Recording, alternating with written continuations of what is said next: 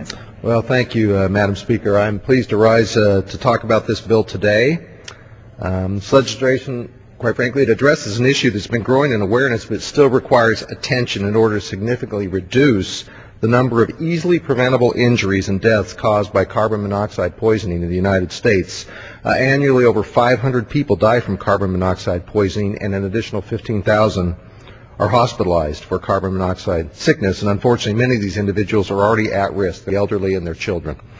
In many cities and states, including my home state of Utah, local governments have really addressed this issue. They're at the forefront of an effort to pass legislation aiming at reducing carbon monoxide poisonings in homes, and I hope this legislation will expand those efforts.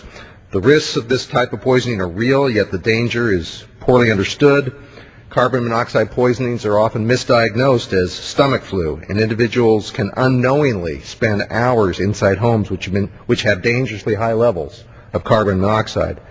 Nearly all of these incidents could have been easily prevented with functioning carbon monoxide alarms. So this legislation aims to cut down on those numbers while increasing awareness of the issue by taking three simple steps. Number one, it codifies accepted scientific standards for carbon monoxide alarms into law.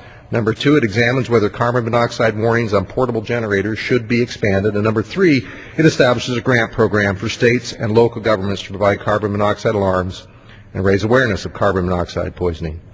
Madam Speaker, I would also like to point out that this is a bill that's gone through a legislative process, and we held hearings, and from the original bill that was introduced, the text has changed.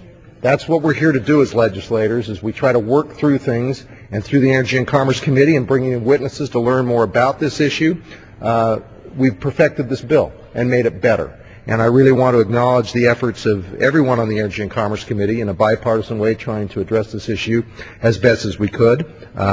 That's what we're supposed to do here in Congress. There's a lot of bickering going on in Washington these days, but here's an example where folks actually sat down and rolled up their sleeves and tried to address an issue in a constructive way. So I want to acknowledge that effort on both sides of the aisle.